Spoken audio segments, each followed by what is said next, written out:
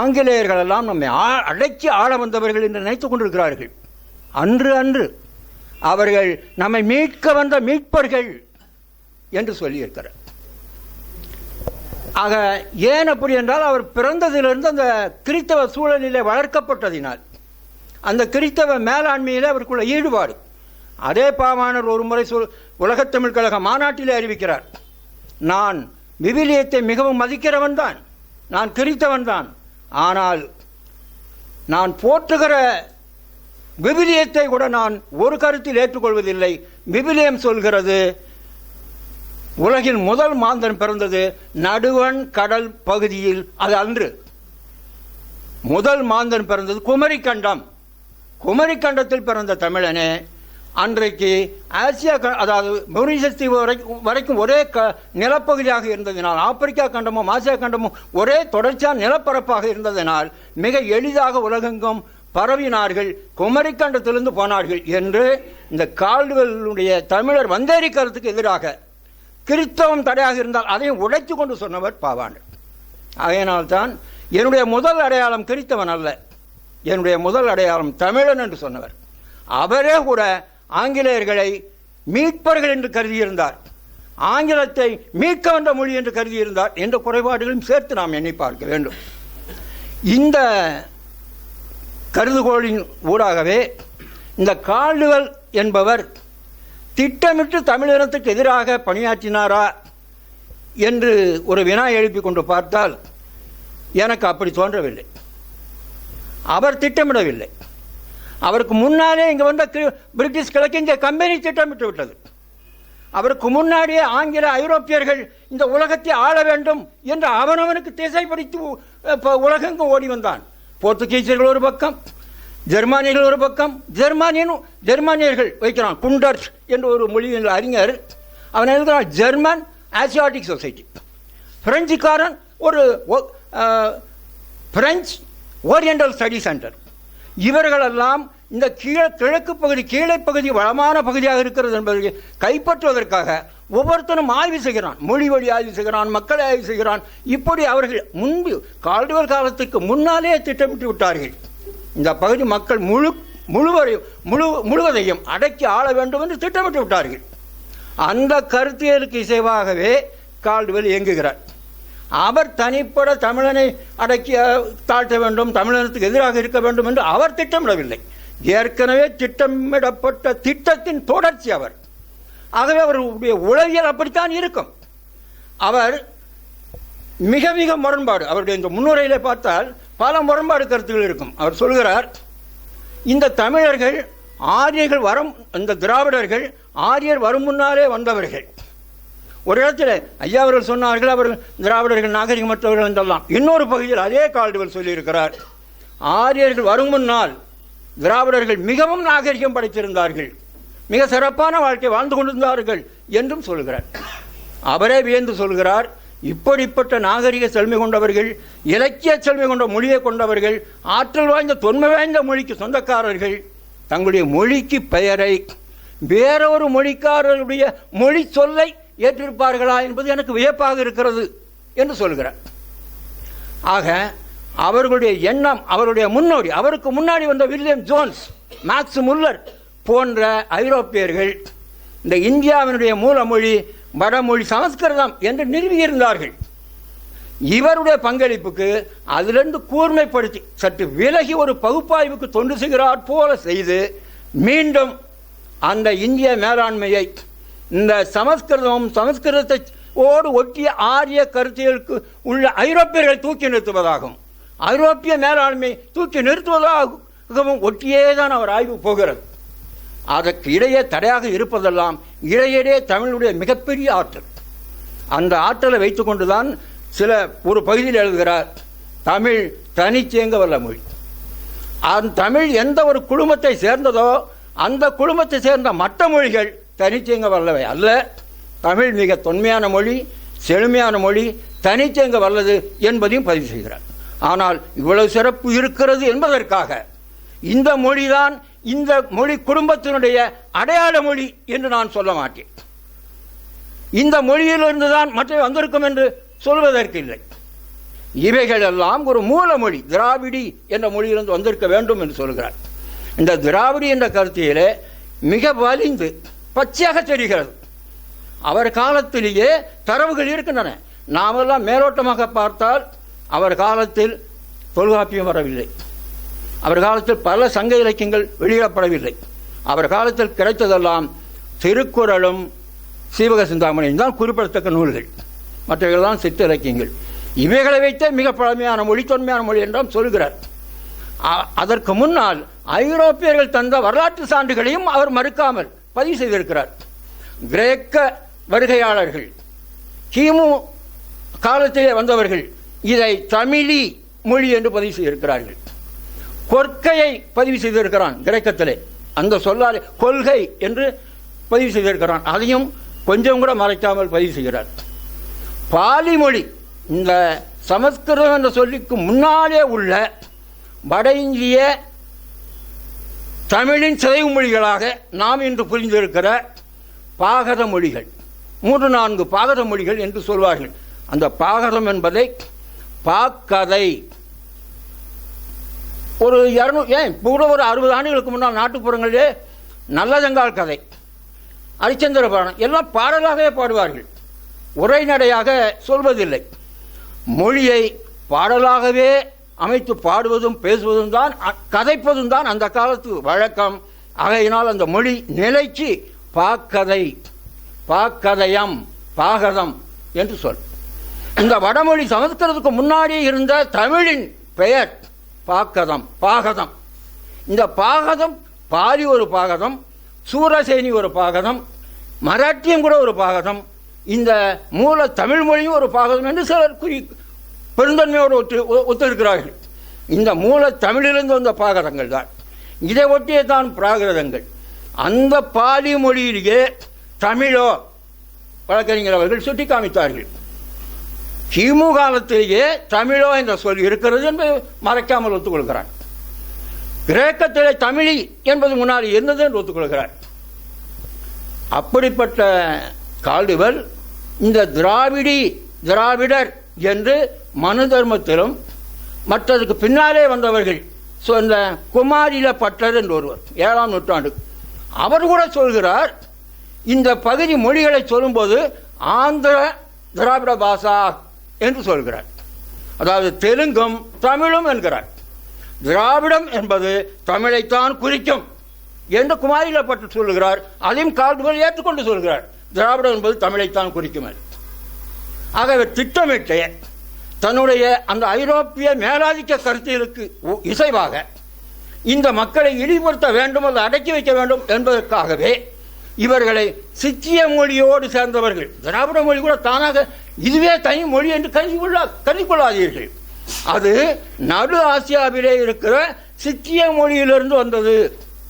அந்த சித்திய மொழியோடு தொடர்புடைய மொழி அங்கேரி மொழி, பின்னிஷ் மொழி என்று ஐரோப்பா கண்டத்துடைய வடமேற்கு அந்த பனிமண்டல நாட்டு மொழிகளோடு சொல்கிறார். அப்படிப்பட்ட அந்த சித்திய மொழியுடைய ஒரு பகுதி தான் இது. அங்கிருந்து வந்த வந்தேரிகள் இவர்கள் என்றெல்லாம் முன்னுக்கு பின் வராக சொல்கிறார். இதை வலுவாக ஏற்றுக்கொண்டது தெலுங்கர்கள் ஏற்றுக்கொள்ளவில்லை, ஆந்திர தெலுங்கர்கள் ஏற்றுக்கொள்ளவில்லை, கன்னடர்கள் ஏற்றுக்கொள்ளவில்லை. அவன் தெளிவாக இருந்தான், தமிழன் என்பதைத்தான் சரியாக சொல்ல தெரியாத வடநாட்டு மனுவாதிகள், நான் வேறு எந்த சொல்லையும் பயன்படுத்துவதில்லை, மனுவாதிகள். ஏனென்றால் பார்ப்பனர் என்பது அவர்களை குறிக்கிற சொல் அல்ல, ஆரியர் என்பது கூட அவர்களை குறிப்பதல்ல, ஐயர் அவர்களை குறிப்பதல்ல, அந்தனர் அவர்களை குறிப்பதல்ல. ஐயர் குறிப்பதில்லை, அந்தனர் குறிப்பதில்லை என்பதை நம்மில் பலருக்கு தெரியும். ஆனால் ஆரியர் கூட அவர்களை குறிக்கிற சொல் அல்ல. ஆரியர் என்ற சொல்லு கூட 200 ஆண்டுகளுக்கு முன்னால் அவர்களை குறிப்பதாக எங்கும் இல்லை. இந்த ஐரோப்பியர்கள் உலக வேட்டைக்கு கிளம்பியதற்கு பின்னாலே பயன்படுத்தப்பட்ட சொல். அவர்கள் இங்கு வந்ததற்கு பின்னால் இங்கு உள்ள மேல்நிலை ஆதிக்கவாதிகள் தங்களை மேலே நிறுத்திக் கொள்வதற்காக பெரும்பகுதியாக இருக்கிற மக்களுடைய உயர்ந்த சொற்களை தங்களுக்கு அடைந்து கொண்டார்கள். அதை அடையாளம் கண்ட வள்ளுவர் தான் கண்ட பயல அந்தனர் என்று சொல்லாதே, தன்னர் மிக குளுமையான அன்புள்ளவன் தான் தன்னர், தன் குளுமையான அன்பாளன், அவனுக்கு பேர் தன்னர் தன் தன்னர் அந்தன்னர் மிக அழகிய சிறந்த தன்னர் அந்தனர் என்போர் அறவர் மற்ற எவ்வுயிர்க்கும் செந்தன்மை பூண்டு ஒழுகலான் என்பதை நினைவூட்டினர். கண்ட பெயர் அந்தனர் என்று நுழைகிறான், ஒத்துக்கொள்ளாதே. கண்ட பெயர் ஐயர் என்று சொல்கிறான், ஒத்துக்கொள்ளாதே. அந்த ஐயர் என்ற அதே மனுவாதி வேடத்தில் தான் போப்பும் கால்வரும் தங்களை ஐயர் என்று அழைத்துக் கொண்டார்கள். இவர்களை நாங்கள் ஐயர் என்று ஏற்றுக்கொள்வதில்லை. ஐயன் என்ற அழகிய தமிழ் சொல் தமிழில் தலைமை தாங்குகிறவனை, தனக்கு கீழே சுற்றி இருப்பவர்களை தாங்கி புறப்பவனை, காப்பவனை ஐயன் என்று சொல்வது, ஐயர் என்று சொல்வது. அதனால்தான் ஐயனார், முருகையனார் அவன் காவலன், காப்பாளன், தலைவன், குடும்ப தலைவன், குடும்பத்தை காப்பவன் ஐயன், ஐயா என்று கூட தென் மாவட்டங்களிலே அப்பா என்பது கூட சொல்லாமல் ஐயா என்று சொல்வான் தந்தை. இப்படிப்பட்ட சொல். அந்த வரிசையிலே தான் இந்த ஆரியர் என்று சொல்லும். இன்றைக்கு கூட தமிழ்நாட்டினுடைய வடமேற்கு மாவட்டங்களில் தருமபுரி, கிருஷ்ணகிரியிலே கேழ்வரகை ஆரியம் என்று சொல்வார்கள். ஆரியம் என்பது மிக உயர்ந்த தவாசம். அருள் மிகுதி சொன்னால் அவர், இவர், அருள் மிகுந்த ஆர். ஆக தமிழிலே உயர்ந்த பொருள் உள்ளது. ஆர்மை என்றால் மிக சிறந்த நிறைவு உடைய தன்மை. ஆறுதல் என்றால் நிறைதல். நிறைவானவர், உயர்வானவர் என்ற பொருள். நிறைவான ஒரு தவசம் ஆரியம். இதை அவன் பயன்படுத்திக் கொண்டார்கள். அதே போல அமனர், அம்மன் என்று ஒரு சொல். அம்மன் என்றால் மிக எளிய இப்போ நடைமுறையில் இருக்கிறது. அதனுடைய சொல்லடியாக வந்ததுதான் அம்மனர். அந்த அம்மனரிலே பேரமனர் என்று உண்டு, சிற்றமனர் என்று உண்டு. இந்த சிற்றமனர், சிரவணர், இதை சிற்பவனர் என்றெல்லாம் தெரிஞ்சிருக்கிறது. இவைகளெல்லாம் பேரமனர் என்றால் மிக உயர்ந்த தன் தாய் மூலம். அம்மா என்பதும் மூலம், படைப்பு, தாய். அந்த அம்மனர் என்பதும் தாய் நிலை போல உள்ளவர். அது மிக சிறந்த நிலை. நமது தமிழ் படிநிலையிலே சொன்னால் முதலிலே ஐயன் என்று சொன்னால், அதுக்கடுத்து அந்தனர் என்று சொன்னால், அதற்கு மேலே சொல்ல வேண்டியது அமனர். மிகப்பெரிய நிலை அமனர் என்பது. அதிலே பேரமனர். இந்த பேரமனர் என்பது நான் தான் என்று சொல்லிக்கொண்டான். இந்த பேரம்மன் என்பவன் தான் படைப்பு, கடவுள் என்று அடையாளப்படுத்தினார்கள். பேரம்மன், பிரம்மனை பேரம்மன் என்று. பேரம்மன் என்பது தமிழ் சொல். பிரம்ம என்பது திருப்பி சொல். இந்த பிராமணர் என்பதும் பேரமணர் என்ற தமிழ் சொல்லை சார்ந்தது. அவர்களுக்கு மொழியே கிடையாது. எல்லாம் அனைத்தும் தமிழின் திரிவு, திருடர்கள். இந்த திருடர்களுக்கு துணையான உலகளாவிய திருடர்கள் ஐரோப்பியர்கள். அந்த ஐரோப்பிய திருடனுடைய சார்பாளர் கால்டுவர். இப்படி இதை பின்னணியை புரிந்து கொண்டால் தெரியும். இந்த பின்னணியை இங்குள்ள வடுக திருடர், இந்த திராவிடன் என்பதை இன்றைக்கு கர்நாடகத்து கன்னடம் ஒத்துக்கொள்ள மாட்டானே. அவன் திராவிடன் என்று சொல்ல மாட்டான். நாங்கள் அது பேச்சுக்கே இல்லைம்பா. ஆந்திராவில் தெலுங்கன் திராவிடம் அந்த ஆட்டத்துக்கே இல்லை. மலையாளி அவர்களுக்கு தெரியும். அவர்கள் ஏற்றிருக்கிறார்கள். திராவிடன் என்றால் தமிழன் தான். ஆனால் இந்த தமிழ்நாட்டில் ஆழ்ந்து கொண்டிருந்த வடுகர்கள் விசால ஆந்திரா படைக்க ஓடி போனதற்கு பின்னால் இங்கு நமது இருப்பு, நம்முடைய மேலாதிக்கம் குறையுமே என்று அஞ்சிய தமிழ்நாட்டில் இருந்த வடுகர்கள், ஈவேரா போன்றவர்கள் எண்ணினார்கள், இனி என்ன செய்வது? 1934 நீதி கட்சி தோற்றுவிட்டது. நம்ம பங்காளி விட்டுட்டு ஓடிவிட்டான். கை சூழ்கிறது, கை சுட்டதடா என்று ஓடிவிட்டான். இனி நம்ம நிலைமை என்னாகிறது? நம்ம மணவாடு, இங்கே இருக்கிற மணவாடு வந்தார் கால்டுவெல் துணைக்கு. பிராமணர் அல்லாதார் இயக்கம் என்பதை திராவிடர் என்று அழைப்போம். திராவிடர் என்றால் இனி இது சென்னை மாகாணம் தமிழர் நாடு அல்ல, தமிழ்நாடு தமிழருக்கே என்று சொல்லி சிறைக்கு போனவன் வெளியே வரும்போது இது தமிழ்நாடு தமிழருக்கே அல்ல, இது திராவிட நாடு, இது திராவிடர்கள் நாடு என்று, எங்களுக்கும் சேர்ந்த நாடு என்று ஒரு பட்டா போட்டான். அவர்களுக்கும் ஒரு அரசியலில் இடம் வேண்டும், ஸ்பேஸ் ஃபார் தேம். அவர்களுக்கான அரசியல் இடம் தேடுவதற்கான கருத்தியலை உருவாக்கினான்.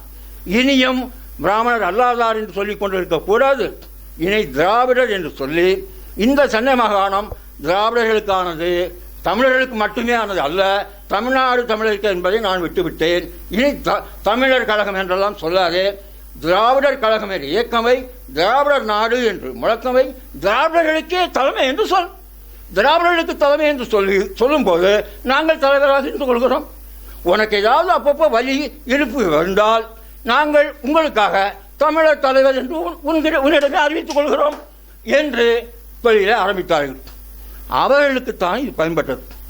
ஆகையினால் தான் பவானர் சொன்னார், திராவிடம் என்பது கால்டுவெல் சொல்வதைப் போல இந்த நான்கையும் குறிப்பது அல்ல. மூலத்தில் தமிழ் என்று சொல்ல தெரியாத மாற்று மனுவாதிகள் திராவிடர் என்றெல்லாம் சொன்னார்கள்.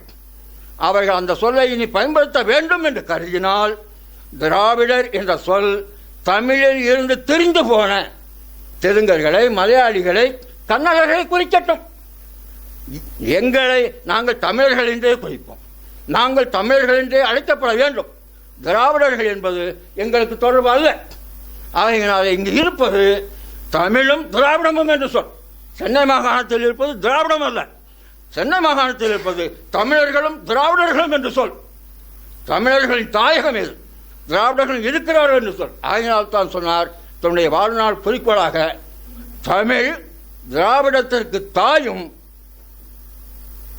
வடமொழிக்கு மூலமும் ஆனது என்பதை என் வாழ்நாளில் மேலும் மேலும் மெய்ப்பிப்பேன் என்று உறுதிமொழி எடுத்தார். அவர் பிரித்து காண்பித்தார். இனி திராவிடம் என்ற சொல்லை நமக்குமான சொல்லாக, தமிழுக்குமான சொல்லாக பயன்படுத்தாதீர்கள் என்று வரையறை செய்தார். ஆகினால்தான் நாம் இன்றைக்கு ஒருபடி மேலே போய், பாவாணரை விட ஒருபடி மேலே போய், திராவிட என்ற சொல்லை தமிழியம் சார்ந்த திராவிட மொழிகள் என்பதை தமிழை தமிழ் மொழி என்போம், கன்னடம் தெலுங்கு என்பதை தமிழிய மொழிகள் என்று சொல்வோம். திராவிட மொழிகள் என்று சொல்லாமல் தமிழிய மொழிகள். இது அவனை ஏற்க மாட்டான். அதை பற்றி கவலை இல்லை. அண்மையிலே நமது அறிஞர், மொழியியல் அறிஞர் ராமநாதன் அவர்கள் இந்த சிந்து மொழி நாகரிகம் திராவிட நாகரிகமே என்று முன்னால் ஒரு புத்தகம் எழுதியிருந்தார். இந்த திராவிடம் என்று சொல்ல ஒரு 1000 ஆண்டுகளுக்கு முன்னால் தான் வடமணி இலக்கியங்களிலே குறிப்புகளே இருக்கிறது. ஆனால் தமிழர் ஏடுகளில் 10 இலக்கிய காலத்துக்கு முன்னால் திராவிடம் என்ற சொல்லாட்சியே கிடையாது. இதே இந்த கால்டுவெல் நேர்மையானவராக இருந்தால் இவர் சொல்லுகிற தமிழ் இலக்கியத்தில் இங்கு திராவிடம் என்ற சொல் இருக்கிறது, அங்கு இருக்கிறது என்றெல்லாம் சொல்லியிருக்க வேண்டும். நக்கல் பண்ணுகிறார். இவ்வளவு செழுமையான மொழிக்காரர்கள் எப்படி இன்னொரு மொழி சொல்லான திராவிடத்தின் பெயரால் தங்களை அழைத்துக் கொண்டார்கள் என்பது வேப்பாக இருக்கிறது என்று நக்கல் செய்கிறான். அப்படிப்பட்ட அந்த ஆராய்ச்சி யோக்கியன் என்ன செய்திருக்க வேண்டும்? இந்த பொழுத்து தொன்மை வளைத்திருக்கிற தமிழ் இலக்கியங்களிலே திராவிடன் என்று தமிழர்கள் தங்களை அழைத்துக் கொண்டிருக்கிறார்கள், சுற்றி இருக்கிறார்கள் என்றெல்லாம் சான்று காட்டியிருக்க வேண்டும். இல்லை. ஆகையினாலே நாம் மிக தெளிவாக தமிழர்கள் தங்களை தமிழர்கள் என்று அழைத்துக் கொள்ள வேண்டும். மற்றவை மொழிகளை தமிழிய மொழிகள் என்று சொல்ல வேண்டும். ஆகையினால் தான் இன்றைக்கு கூட பாருங்கள், நாம் ஒரு காலத்தில் பெங்களூரை அதனுடைய உண்மையான சொன்னால வெண்கல்லூர், வெண்மையான கல் கொண்ட ஒரு திண்டுக்கல்லூர், மிக மேடான திண்டு படைத்த கல் திண்டுக்கல்லூர், வெண்கல்லூர், வெண்மையான கற்கள் கிடைத்த ஊர் வெண்கல்லூர், வெங்காளூர் என்று சொன்னோம். அதை நான் மாற்றுவதே இல்லை. ஆனால் அவன் பெங்களூர் என்று சொல்லக்கூட பெங்களூரு என்று சொல்லி கன்னட அடையாளத்தோடு என் ஊர் என்கிறான். நாம் சொல்ல வேண்டும், மறக்காமல் பெங்காளூர் தான், பெங்களூர் தான். அந்த பேரை, அந்த உரிமையை மாற்றவே கூடாது. அதே போலவே இந்த பெயரை ஒத்துக்கொண்டால் அதை பற்றி அவன் கவலையே இல்லை. கன்னடம் ஒரு தமிழிய மொழி, தெலுங்கு ஒரு தமிழிய மொழி, அவ்வளோதான். தமிழ் மொழி. திராவிடம் என்கிற சொல்லுக்கு இங்கே வேலே இல்லை. பாவாணர் கூட நுட்பமான ஆய்வு படைத்தவர்களுக்கு தான் அது பயன்படும். தமிழ் திராவிட மொழிகள், தமிழிலிருந்து பிறந்தவை, இது தாய்மொழி, அது செய்மொழிகள். அந்த சொல்லையே வேண்டாம். திராவிடங்கிற சொல்லே நம்ம பயன்படுத்தக்கூடாது. நமக்கு தெரிஞ்சதெல்லாம் தமிழும் தமிழ் மொழிகளும் தான். இந்த தமிழிய மொழிகள் எல்லாம் இந்த 4-5 தான் என்று பயிற்சி நமக்கு தெரிகிறார் போல நினைக்கிறோமே, அதுவும் தவறு. பாவாணர் காலத்துக்கு பிறகு அவருக்கு பின்னால் வந்து அவருடைய மாணவர்களே இன்றைக்கு தமிழிய மொழிகள் இந்த 4-5 அல்லது 32 முடியவில்லை. இந்தியாவில் இருக்கிற